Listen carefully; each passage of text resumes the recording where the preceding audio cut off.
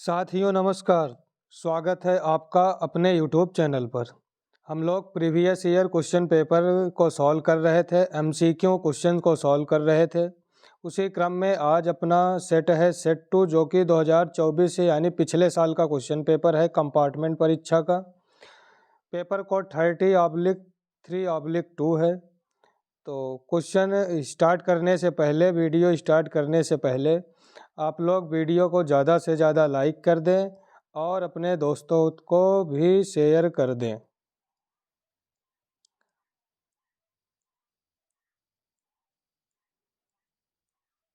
आज का first question है सेक्शन ए। फर्स्ट क्वेश्चन है in the given figure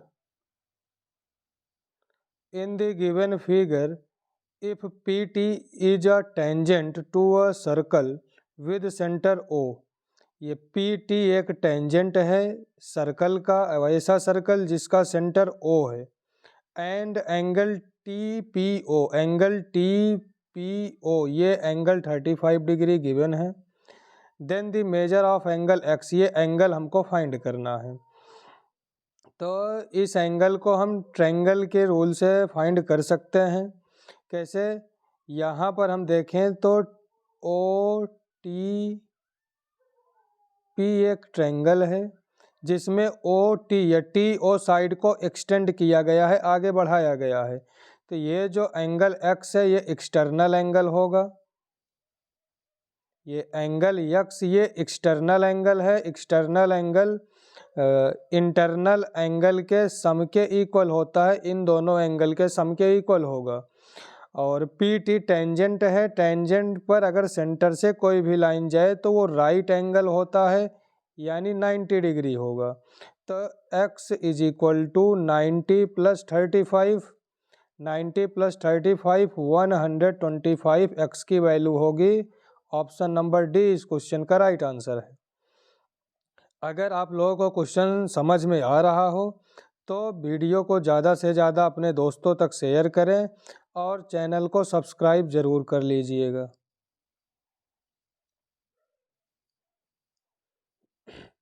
second question है, कह रहा है the probability of guessing the correct answer to a certain test exam is X/6। यानी सही उत्तर बताने की जो प्रोबेबिलिटी है, जो इवेंट है करेक्ट आंसर बताने का, वो X/6 है। If the probability of not guessing correct answer of this question is 2/3। यानी गलत आंसर बताने की जो प्रोबेबिलिटी है गेस करने की वो 2/3 है। तो हमको X की वैल्यू फाइंड करना है। तो घटना के घटने की प्रायिकता और घटना के ना घटने की प्रायिकता दोनों को ऐड करेंगे तो आंसर 1 मिलना चाहिए। तो हम अगर X/6 में 2/3 को ऐड कर दें तो आंसर 1 मिलना चाहिए। अब यहाँ से X की वैल्यू फाइंड कर सकते हैं। डिनोमिनेटर सेम करने के लिए हम 2 से मल्टीप्लाई और डिवाइड कर लें तो 4/6 होगा। यहाँ पे /6 है तो X + 4/6 is equal to 1। X is equal to 6 - 4 is equal to 2। इसका राइट आंसर होगा ऑप्शन नंबर ए। X की वैल्यू 2 होगी। अगर हमको डायरेक्ट करना हो तो आंसर टिक करने की प्रोबेबिलिटी X/6, आंसर ना टिक करने या गलत आंसर गेस करने की प्रोबेबिलिटी 2/3। तो हम केवल डिनोमिनेटर को सेम कर लें, यहाँ 6 है यहाँ 3 है तो 2 से मल्टीप्लाई और डिवाइड कर दें तो 4/6 होगा। अगर डिनोमिनेटर सेम है तो न्यूमिनेटर का सम डिनोमिनेटर के इक्वल हो जाए तो वैल्यू 1 हो जाती है। यहाँ 4 है, 4 में क्या ऐड कर दें 6 हो जाए, 4 में 2 ऐड करेंगे तभी 6 मिलेगा। तो ऐसे डायरेक्ट भी कर सकते हैं। ऑप्शन नंबर ए इस क्वेश्चन का राइट आंसर होगा।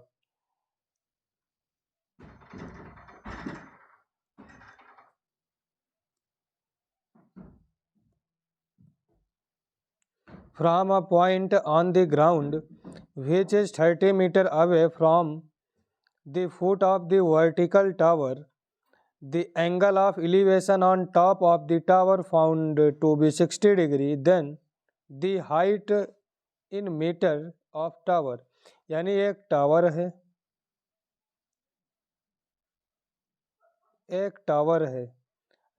और कोई एक पॉइंट है, इस पॉइंट से एंगल ऑफ एलिवेशन 60 डिग्री का एंगल बन रहा है, 60 degree.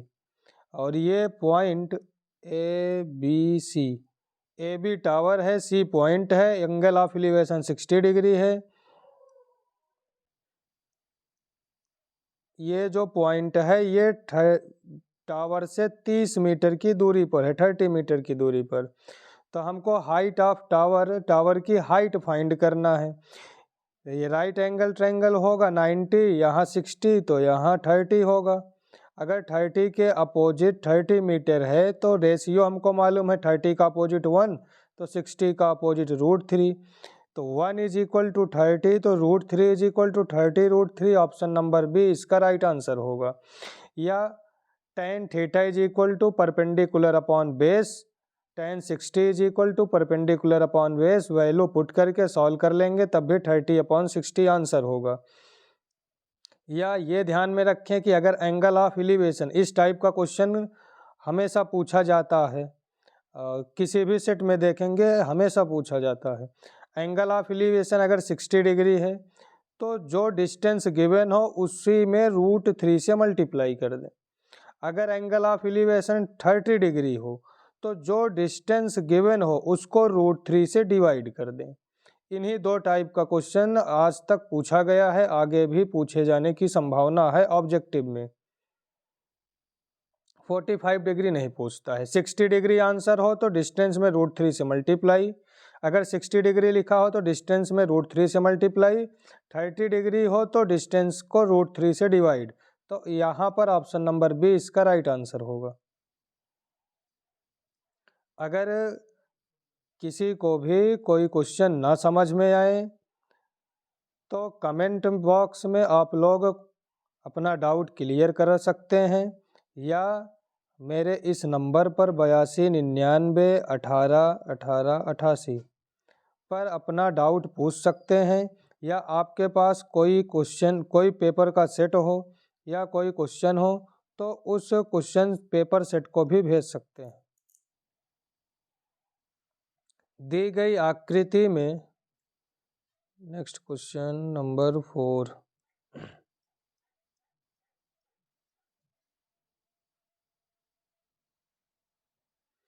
in the given figure O is the center of circle, MN is the chord, MN chord है, ये MN chord है। the tangent ML at point M, ये ML एक tangent है जो कि पॉइंट M से जा रही है, ये ML एक टेंजेंट है।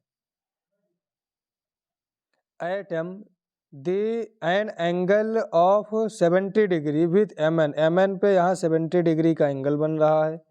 Then measure of angle MON, ये एंगल सेंटर पर हमको फाइंड करना है, सेंटर पर ये एंगल हमको फाइंड करना है। ON और OM इक्वल होगा क्योंकि रेडियस है। ये जो कंप्लीट एंगल बनेगा, टेंजेंट है, सेंटर से अगर हम लाइन ड्रा कर रहे हैं तो ये पूरा एंगल 90 डिग्री का होना चाहिए, जिसमें ये इतना एंगल 70 है तो ये ट्रायंगल का इंटरनल एंगल 20 डिग्री होगा। तो जब ON का अपोजिट एंगल 20 डिग्री तो OM का भी अपोजिट 20 डिग्री होगा। ट्रायंगल के तीनों एंगल का सम 180 डिग्री होता है। दो एंगल 20 हैं तो ये सेंटर पर जो एंगल बनेगा 180 माइनस 20 प्लस 20 तो 140 इस क्वेश्चन का राइट आंसर होगा। ऑप्शन नंबर बी इसका राइट आंसर होगा।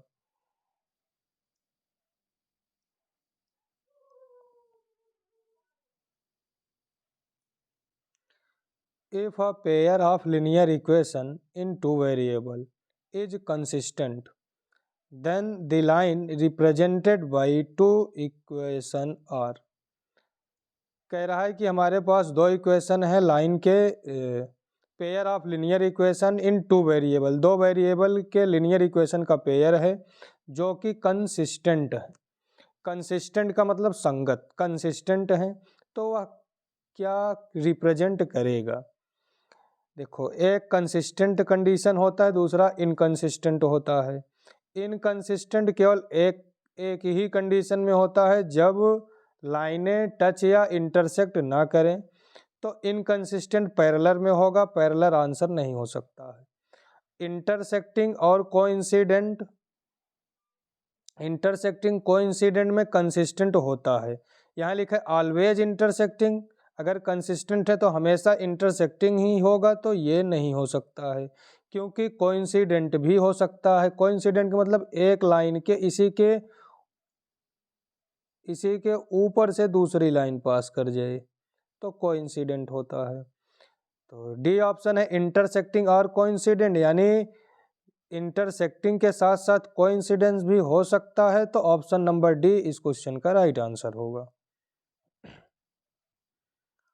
नेक्स्ट क्वेश्चन है, if the area of sector of a circle is 7/20, if the area of a sector of circle is 7/20 of the area of circle, then the angle of center is equal to, ये बढ़िया question है। अब इस question को फार्मूले से या ratio हमको गिवन है, इससे रेशियो से सर्कल का एरिया और सेक्टर का एरिया फाइंड करें तो इसमें फंस सकते हैं इस क्वेश्चन में। अभी इस क्वेश्चन को थोड़ा ध्यान से समझिएगा, ये बढ़िया क्वेश्चन है। कभी भी अगर रेशियो गिवन हो या P/Q के फॉर्म में दिया हो, तो डिनोमिनेटर वाला नंबर, डिनोमिनेटर में जो भी नंबर होगा वो एरिया को या वैल्यू को रिप्रेजेंट करेगा जो उसके आगे लिखा रहता है, और न्यूमिनेटर का जो नंबर होता है पीछे लिखे हुए डाटा को रिप्रेजेंट करता है। यानी एरिया ऑफ सेक्टर 7 है और एरिया ऑफ सर्कल 20 है, तब हमको सेंटर पर एंगल फाइंड करना है। तो एरिया ऑफ सेक्टर फार्मूला पढ़े हैं, area of sector is equal to θ/360 into πr²। ये πr² एरिया ऑफ सर्कल होता है। Area of sector 7 is equal to θ/360 into πr², यानी एरिया ऑफ सर्कल 20 है, 20 है, तो 0 से 0 कैंसिल होगा, 2 8 जा 2 1 जा 2 और 2 8 जा 16, तो θ इज इक्वल टू 7 इंटू 18, तो 7 इंटू 8 करेंगे तो 8 7 जा 56, यूनिट डिजिट 6 होना चाहिए, unit digit 6 option number D में है, तो डी इस क्वेश्चन का राइट आंसर होगा। थीटा की वैल्यू 120 डिग्री होगी।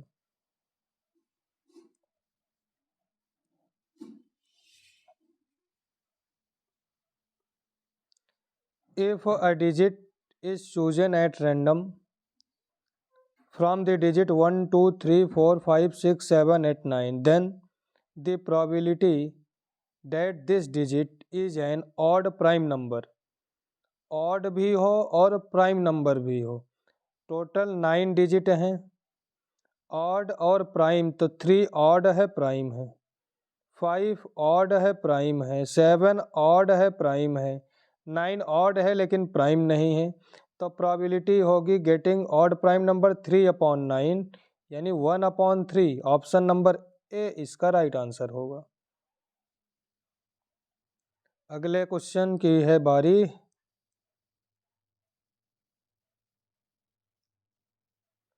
If the diagonal of a quadrilateral divide each other proportionally then it is, कह रहा है कि हमारे पास एक क्वाड्रिलेटरल है,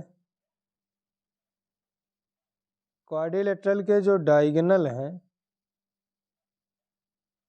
divides each proportionally, A B C D quadrilateral है, ओ ये इंटरसेक्ट कर रहा है, ये ओ ए अपॉन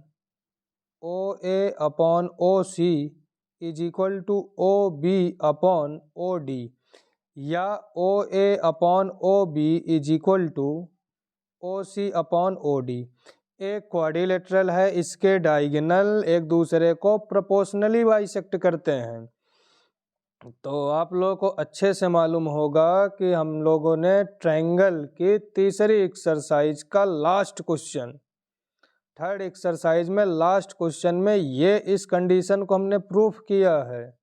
वही जो लॉन्ग क्वेश्चन था उसी को एमसीक्यू में दिया है। तो वहाँ पर जो फिगर बना था वो ट्रेपेजियम था, तो इसका answer option number D trapezium होगा।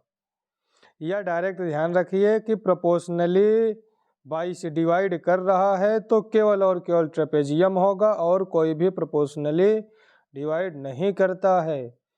बाकी सभी क्वाड्रिलेटरल इक्वल बाइसेक्ट करते हैं ट्रेपेजियम को छोड़कर। तो ऑप्शन नंबर डी इसका राइट आंसर होगा। If a is equal to 2 की पावर 2 into 3 की power x, b is equal to c is equal to LCM of ABC is, LCM दिया है।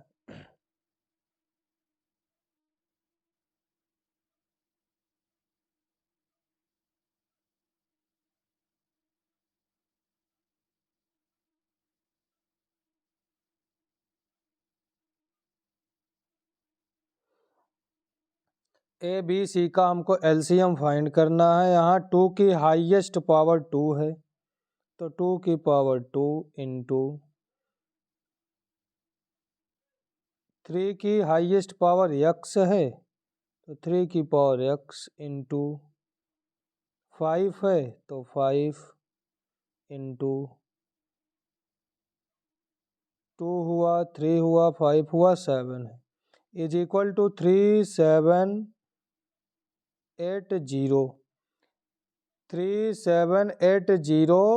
2 का स्क्वायर 4 से तो डिवाइड होगा, तो 4 9 जा 36, 18 हुआ, 4 4 जा 16, 2 हुआ, 4 5 जा 5 से डिवाइड तो होगा, 5 से डिवाइड कर दें तो 5 1 जा 5, 44 हुआ, 5 8 जा 40, 5 9 जा 7 है, तो ये नंबर 7 से डिवाइड होगा, 7 2 जा 14, 7 7 जा 49, बचा क्या 3 बचा है, तो 37 और 27 को हम लिख सकते हैं 3 का क्यूब, 3 की पावर 3। तो ये एक नंबर बचा था, यहाँ 3 की पावर x है, यहाँ 3 की पावर 3 से 27 मिलेगा। x की वैल्यू फाइंड करनी थी, x इज इक्वल टू 3 होगा। ऑप्शन नंबर सी इस क्वेश्चन का राइट आंसर होगा। अगर क्वेश्चन समझ में आ रहा हो तो वीडियो को आप लोग ज़्यादा से ज़्यादा लाइक करें और ज़्यादा से ज़्यादा शेयर भी कर दें।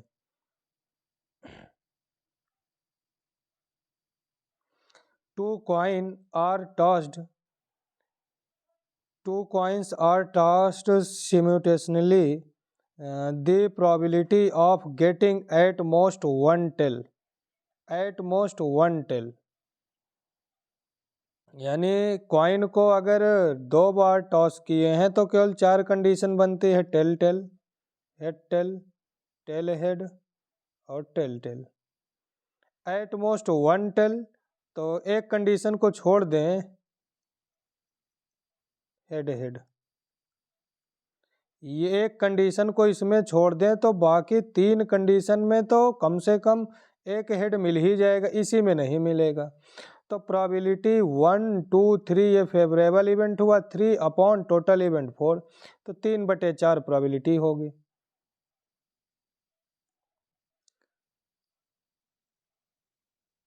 If the mean of 5 observation, 5 observation का मीन दिया है 11, 11, एक्स की वैल्यू फाइंड करना है।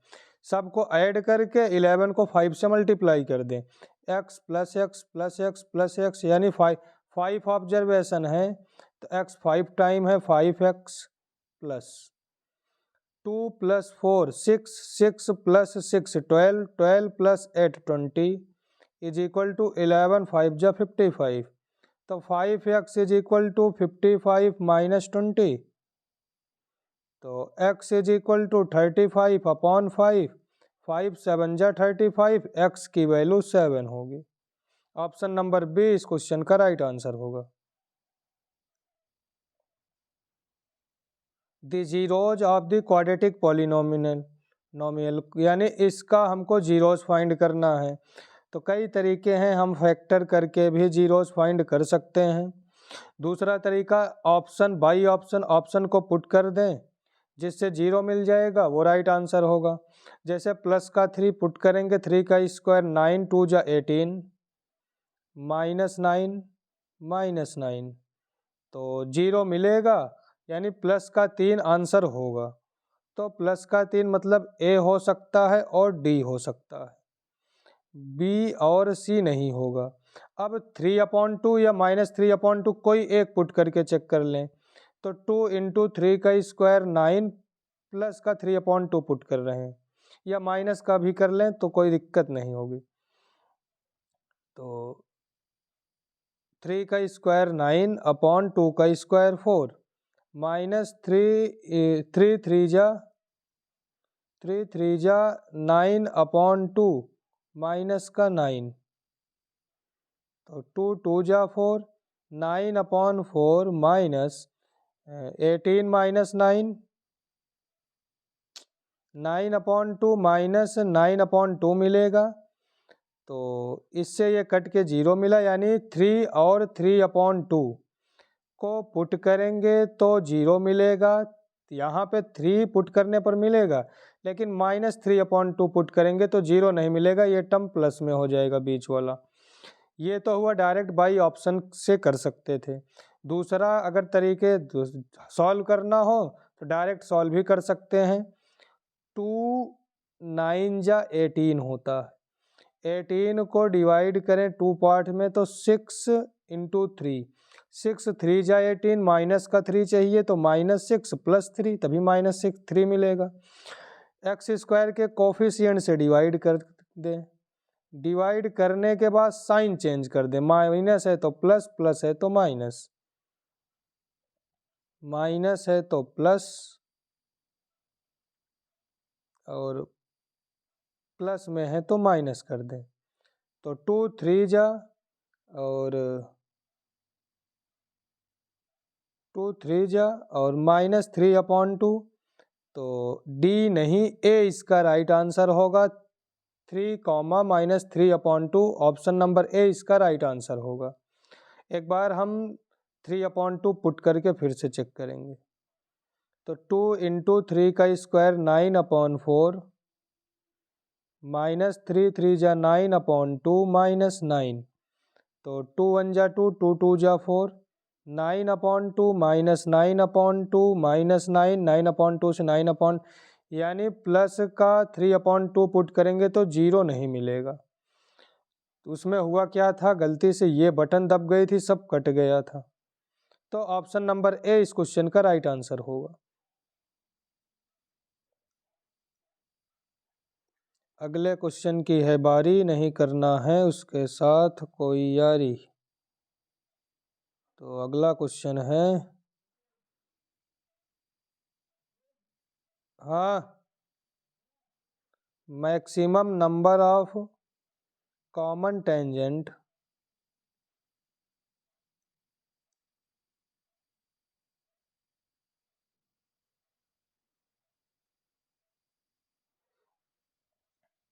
maximum number of common tangents that can be drawn two circles intersecting at two distinct point, यानी 2 सर्कल हैं। वैसे तो इसका 2 आंसर होगा, ऑप्शन नंबर सी आंसर होगा। 2 सर्कल हैं, कह रहा है 2 डिस्टिंक्ट पॉइंट, 2 अलग अलग बिंदुओं पर इंटरसेक्ट कर रहे हैं। एक तो ये वाला पॉइंट हुआ, दूसरा ये बी पॉइंट हुआ, इंटरसेक्ट कर रहे हैं। तो इस पे कितने टेंजेंट हम ड्रा कर सकते हैं, तो केवल 2 टेंजेंट ड्रा कर सकते हैं कॉमन टेंजेंट। एक ऐसे टेंजेंट बनेगा और दूसरा कुछ इस तरीके से बनेगा। इसके अलावा और कोई भी कॉमन टेंजेंट हम नहीं ड्रा कर सकते हैं। कॉमन टेंजेंट पूछा है तो 2 इसका राइट आंसर होगा। इस टाइप के केवल और केवल 4 क्वेश्चन बने हैं। एक तो सर्कल इंटरसेक्ट ना करे तब 4 टेंजेंट ड्रा कर सकते हैं, ऐसे और ऐसे, तब 4 टेंजेंट। दूसरा, जब सर्कल केवल और केवल टच करे तब 3 टेंजेंट ड्रा कर सकते हैं, 1 2 और एक ऐसे बीच से, 3 टेंजेंट। जब सर्कल इंटरसेक्ट करे तो हमने देखा 2 टेंजेंट। जब सर्कल के अंदर सर्कल हो तो एक कॉमन टेंजेंट होता है। जब सर्कल और सर्कल का सेंटर सेम हो तब 0 कॉमन टेंजेंट। यही 4 क्वेश्चन आज तक दुनिया में बने हुए हैं, जिसमें से आप में एक तो ये पूछा जा सकता है जो दिया गया है। दूसरा, जब टच करें तब कितना बनेगा, तब 3 बनता है, एक ऐसे 2 ऐसे ऐसे, 3 टेंजेंट। यही 2 क्वेश्चन पूछा जाता है। In triangle ABCDE parallel, BC हमको DE फाइंड करना है। Then the length of DE, AD 2 है और BD 3 है, BC 7.5 है। तो बाय थेल्स थ्योरम हम यूज कर सकते हैं, या दोनों ट्रायंगल को सिमिलर प्रूफ करके तब कर, ऑब्जेक्टिव टाइप है तो प्रूफ कुछ नहीं किया जाएगा। AD upon AB is equal to DE upon BC। तो AB 2 AD 2 AB 5 is equal to DE upon BC 7.5।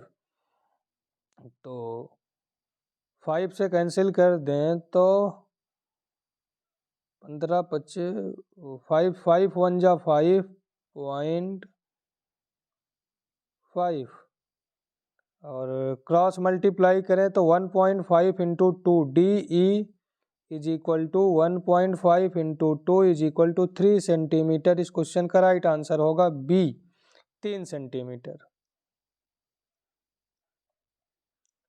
Next question है, if cos theta is equal to √3/2, तो theta is equal to cos में √3/2 30 degree की value है। Sine phi is equal to 1/2, तो phi is equal to sine में 1/2 30 degree की value है। तो टेन थीटा प्लस फाई, तो टेन 30 प्लस 30 टेन 60 डिग्री की वैल्यू √3। तो ऑप्शन नंबर ए इस क्वेश्चन का राइट आंसर होगा। अगर क्वेश्चन समझ में आ रहे हों, वीडियो अच्छी लगे तो ज़्यादा से ज़्यादा वीडियो को अपने दोस्तों तक शेयर करें। गिवन SCF 60 है, तो SCF into LCM is equal to first number into second number. SCF into LCM is equal to first number into second number. K की वैल्यू फाइंड करना है। 252 से 252 कैंसिल होगा, साथ में इस जीरो से ये जीरो कैंसिल हो जाएगा। 4 से 6000 कैंसिल होगा, 4 1 जा 4, यहाँ पर 4 1 जा 4, तो 20 हुआ। 4 5 जा 20, 4 1 जा 4, 2 0 20 हुआ। 4 5 जा 20, 0 0, 1500 इस क्वेश्चन का राइट आंसर होगा। 1500, जो कि किसी भी ऑप्शन में नहीं दिख रहा है। एक बार फिर से चेक कर लें। 6000 डिवाइड बाई 4, तो 4 1 जा 4, 2 0, 4 5 जा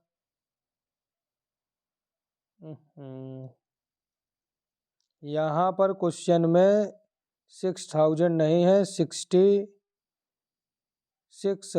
है, 600 है, 6000 लिख दिए थे। जीरो से ये जीरो कैंसिल होगा, 252 से 252।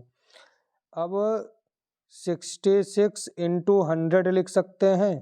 4 से 100 कैंसिल होगा, 25 मल्टीप्लाई कर लें, 25 6 जा 150, 150 प्लस 10 160, 1600। ऑप्शन नंबर बी इस क्वेश्चन का राइट आंसर होगा।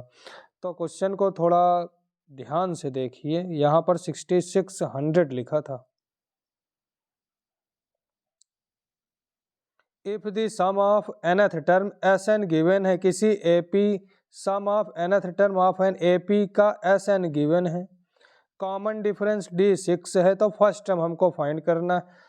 कुछ भी नहीं करना है, put n is equal to 1, क्योंकि S1 is equal to A1 होता है या T1 होता है।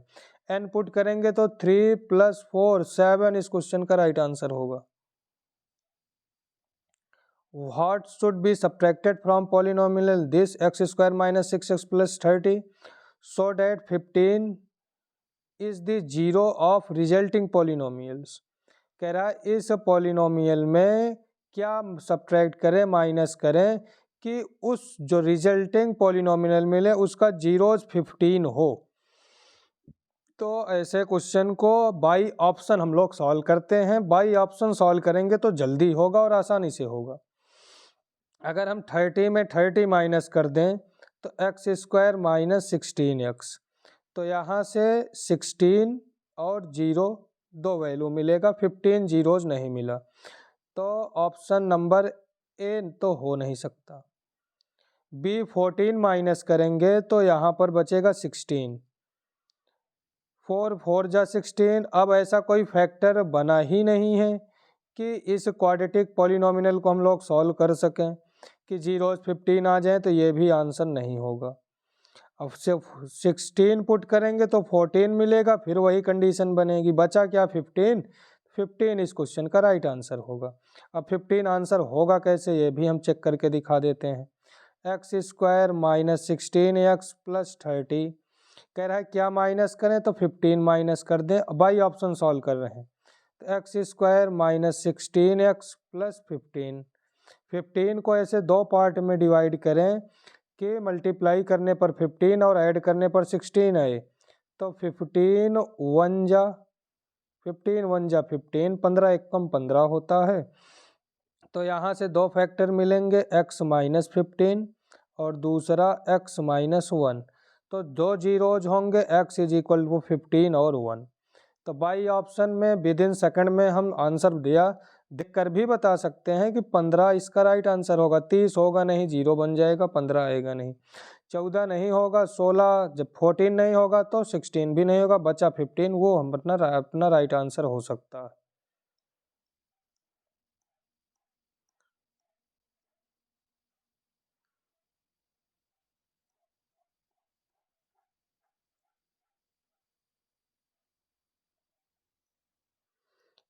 In a cricket match, a batsman hits a boundary 9 times out of 49 ball, यानी 9 बार बैट्समैन ने बाउंड्री हिट किया 49 बॉल में।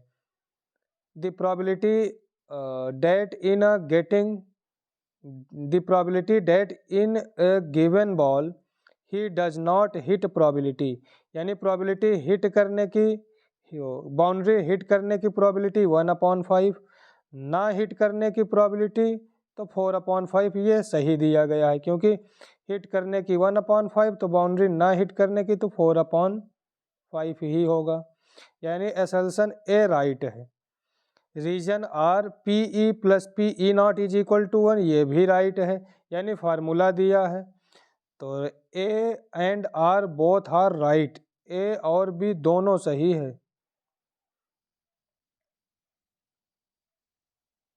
Both A and R are true. Reason R is correct explanation of assertion A, यानी A और R दोनों सही है। अभिकथन यानी रीजन निष्कर्ष R A की सही व्याख्या करता है। ऑप्शन नंबर ए 19 का राइट आंसर होगा।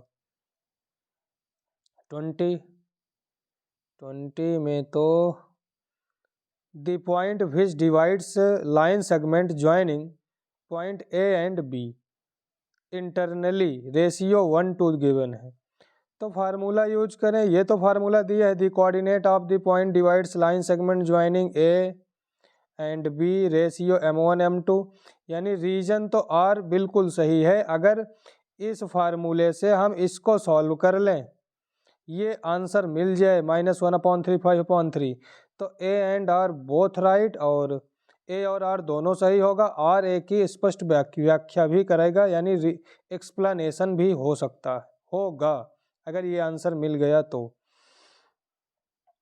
रेशियो है 1:2, यानी अगर हम फार्मूले पर पुट करें m1, ये इसको नाम दे दें,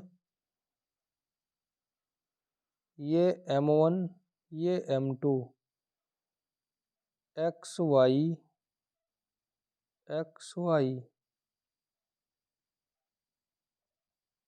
1 1 2 2, तो m1 1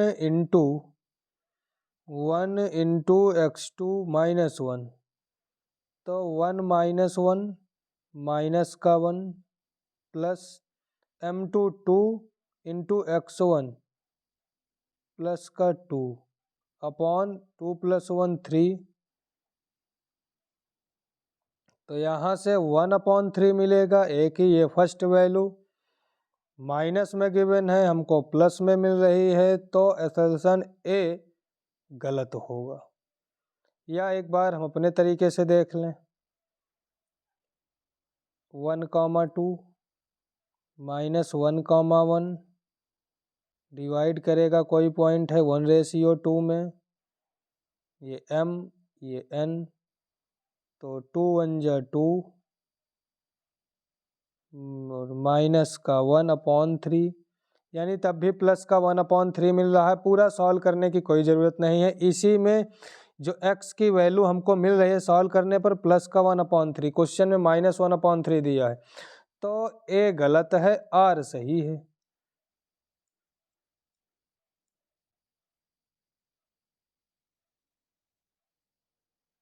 ऑप्शन नंबर डी 20 का आंसर होगा, क्वेश्चन नंबर 20 का।